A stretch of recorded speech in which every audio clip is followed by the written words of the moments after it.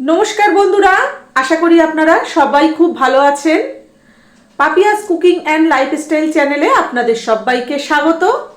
আজকে আলু পেঁয়াজ কলি ডিম দিয়ে একটা চচ্চড়ি তৈরি করে দেখাবো আপনাদেরকে।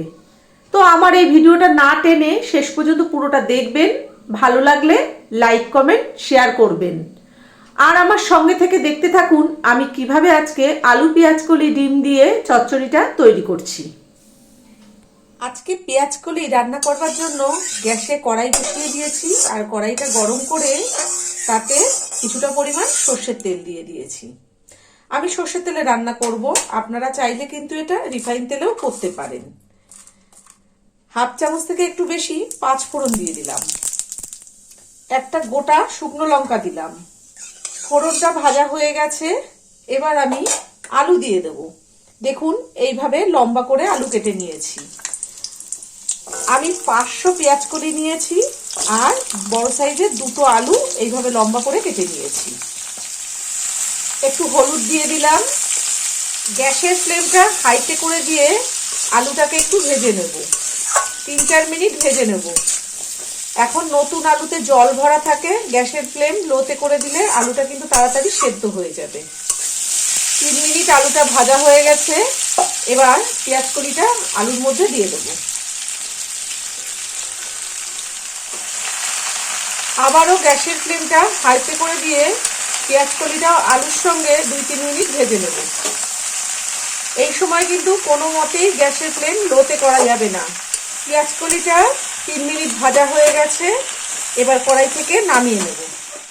পেঁয়াজ কলিটা নামিয়ে নিয়ে কড়াইতে 1 চামচ তেল দিয়েছি। আমি কিন্তু কড়াইটা ধুইনি, সেই কড়াইতে 1 চামচ তেল দিয়ে দিয়েছি। তেলটা বেশ ভালো গরম হয়ে গেছে। এবার দেখুন বাটির মধ্যে আমি 3টে ডিম ভেঙে নিয়েছি আর একটু নুন দিয়ে দিয়েছি। এই ডিমটা ফেটিয়ে কড়াইতে দিয়ে দেবো। ডিমটা খুব ভালোভাবে ফেটিয়ে নিয়েছি, এবার কড়াইতে দিয়ে দেবো। গ্যাসের ফ্লেমটা মিডিয়ামে রেখে ডিমের ভুজিয়াটা বানিয়ে নেব। আর এখনো যারা আমার চ্যানেলটিকে সাবস্ক্রাইব করেননি তাদের কাছে আমার অনুরোধ রইল, আমার চ্যানেলটিকে অবশ্যই করে সাবস্ক্রাইব করবেন এবং পাশে থাকা বেল আইকনটি ক্লিক করে অল করে দেবেন, যাতে আমি যখন যা নিত্য নতুন ভিডিও ছাড়বো তার নোটিফিকেশন সবার প্রথমেই আপনাদের কাছে পৌঁছে যাবে। দেখুন আমার ডিম ভুজিয়াটা কিন্তু হয়ে গেছে, এবার কড়াই থেকে নামিয়ে নেব। ডিমটা নামিয়ে নিয়ে কড়াইতে আবার একটু সর্ষের তেল দিয়ে দিয়েছি আর দেখুন এইভাবে মিডিয়াম সাইজের দুটো পেঁয়াজ কেটে নিয়েছি লম্বা করে। এবার এই পেঁয়াজ কুচিটা দিয়ে দেবো। গ্যাসের ফ্লেমটা মিডিয়ামে দিয়ে পেঁয়াজটাকে ভেজে নেব। দেখুন পেঁয়াজটা আমি এই পর্যায়ে ভেজে নিয়েছি। আমি কিন্তু পেঁয়াজে হলুদ দিইনি, কতটা ভেজেছি সেটা দেখানোর জন্য। এর থেকে বেশি আর ভাজতে হবে না। এই পর্যায়ে গ্যাসটাকে নিভিয়ে দিলাম। 1 চামচ ধনের গুঁড়ো দিলাম, হাফ চামচ জিরের গুঁড়ো দিলাম, হাফ চামচ হলুদ দিলাম, হাফ চামচ থেকে একটু কম শুকনো লঙ্কার গুঁড়ো দিলাম। আপনারা যেমন ঝাল খাবেন সেই বুঝে লঙ্কার গুঁড়োটা দিয়ে দেবেন। এবার গ্যাসটা ধরিয়ে দিয়েছি। এই মশলাটা পেঁয়াজের সঙ্গে কষিয়ে নেব। আমি কিন্তু এখানে কোনো জল ব্যবহার করছি না, এই মশলাতে জল দেব না, কারণ জল দিলে পেঁয়াজগুলো সেদ্ধ হয়ে গলে যাবে। গ্যাসের ফ্লেমটা লোতে রেখে মশলাটা কষিয়ে নেব, কারণ গ্যাসের ফ্লেম হাইতে করে দিলে মশলাটা পুড়ে যাবে।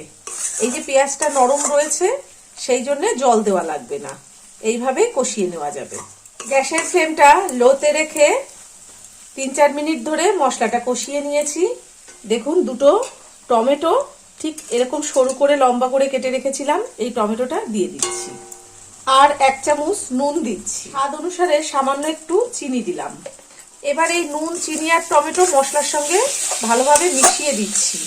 আপনারা যদি চিনিটা না খেতে চান তাহলে চিনিটা দেবেন না, আর যে তরকারিতে মিষ্টি দেবেন না সেই তরকারিতে নুনটা একটু কম দেবেন, তাহলে কিন্তু খেতে ভালো লাগবে। সব ভালোভাবে মেশানো হয়ে গেছে। এবার আগে থেকে ভেজে রাখা পেঁয়াজ কলি আর আলুটা দিয়ে দেবো। আমি কিন্তু টমেটো মশলার সঙ্গে কষাইনি, টমেটোটা এরকমই থাকবে। এইভাবে পেঁয়াজ কলি আলুর চচ্চড়িটা করলে খেতে কিন্তু দারুণ লাগে, গরম গরম ভাতের সঙ্গে, রুটির সঙ্গে, লুচি পরোটা যেমন খুশি খাবেন, দারুণ লাগবে। সব আলু পেঁয়াজ কলিগুলো দেয়া হয়ে গেছে। এবার ভালোভাবে মশলার সঙ্গে মিশিয়ে দেব। এই সময় গ্যাসের ফ্লেমটা কিন্তু মিডিয়ামে রাখবো। পেঁয়াজ কলি, আলু, মশলা, টমেটো সব খুব ভালোভাবে মেশানো হয়ে গেছে।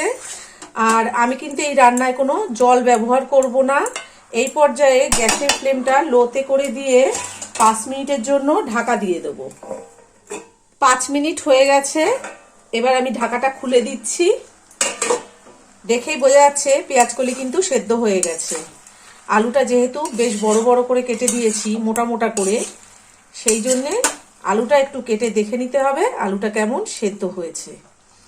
আমি একটা আলু কেটে আপনাদেরকে দেখিয়ে দিই। দেখুন আলুটাও সেদ্ধ হয়ে গেছে। এখন নতুন আলু জল ভর্তি থাকে আলুর মধ্যে, তাড়াতাড়ি সেদ্ধ হয়ে যায়। এবার তরকারিটাকে আমি একটু উল্টে পাল্টে দিচ্ছি। তরকারিটা উল্টে পাল্টে দেওয়া হয়ে গেছে। এবার ভেজে রাখা ডিমের ভুজিয়াটা দিয়ে দিচ্ছি। ডিমের ভুজিয়া পেঁয়াজ কলি আলুর সঙ্গে ভালোভাবে মিশিয়ে দিচ্ছি। ডিমটা খুব ভালোভাবে মেশানো হয়ে গেছে। এবার 1 চামচ আদা গ্রেট করে দিয়ে দিলাম। আদা কিন্তু মশলা কষাবার সময় দিলাম না, এখন দিচ্ছি। এবার আদাটাকেও এই আলু পেঁয়াজ কলি ডিমের সঙ্গে ভালোভাবে মিশিয়ে দিচ্ছি। আদা কিন্তু বেটে দেবেন না, আদা গ্রেট করে বা হামানদিস্তায় থেতো করে দেবেন। এই পর্যায়ে আদাটা মিশিয়ে দেওয়া হয়ে গেছে। গ্যাসের ফ্লেমটা কিন্তু লোতে রেখেই আবারও 5 মিনিটের জন্য ঢাকা দিয়ে দিলাম। আবারও 5 মিনিট হয়ে গেছে। এবার আমি ঢাকাটা খুলে দিচ্ছি। দেখুন পেঁয়াজ কলি আলু ডিমের চচ্চড়িটা আমার মোটামুটি কিন্তু রেডি হয়ে গেছে। এই পর্যায়ে 4টে কাঁচা লঙ্কা মুখ ফাটিয়ে রেখেছিলাম, সেই কাঁচা লঙ্কা 4টে দিয়ে দিলাম। আর 1 মুঠো ধনে পাতা কুচিয়ে রেখেছি, সেই ধনে পাতাটা দিয়ে দিচ্ছি। আজকে আমার ঘরে পাকা লঙ্কা নেই, আমি এরকম সবুজ যে কোনো তরকারিতেই সবসময় পাকা লঙ্কাই দিয়ে থাকি। গোটা লঙ্কা যেটা দিই সেটা পাকাই দিয়ে থাকি। এবার এই ধনে পাতা আর লঙ্কাটা এই পেঁয়াজ কলি চচ্চড়ির সঙ্গে ভালোভাবে মিশিয়ে দেব। পাকা লঙ্কা দিই তার কারণ কাঁচা লঙ্কা দিলে এই সবুজ সবজির সঙ্গে মিশে যায়। আমার বাড়িতে কেউ ঝাল খায় না। এবার ওদের মুখে যদি পড়ে লঙ্কাটা, গোটা লঙ্কা, তাহলে ওদের খেতে খুব কষ্ট হয়। অনেক সময় খেয়াল করে না, তাড়াহুড়ো করে খেয়ে নেয়। সেই জন্য আমি সবসময় পাকা লঙ্কাই দিয়ে থাকি। আজকে একটাও পাকা লঙ্কা নেই, সেই জন্যই কাঁচা লঙ্কা দিলাম। ধনে পাতা কাঁচা লঙ্কা সব ভালোভাবে মেশানো হয়ে গেছে। এবারও গ্যাসের ফ্লেমটা লোতে রেখেই আবার 1 মিনিট ঢাকা দিয়ে দেব। তারপরে গ্যাসটা নিভিয়ে দিয়ে 5 মিনিট পরে পরিবেশন করে আপনাদেরকে দেখাবো। দেখুন বন্ধুরা, পেঁয়াজ কলি আলু ডিমের চচ্চড়িটা আমার একদম রেডি করা হয়ে গেছে।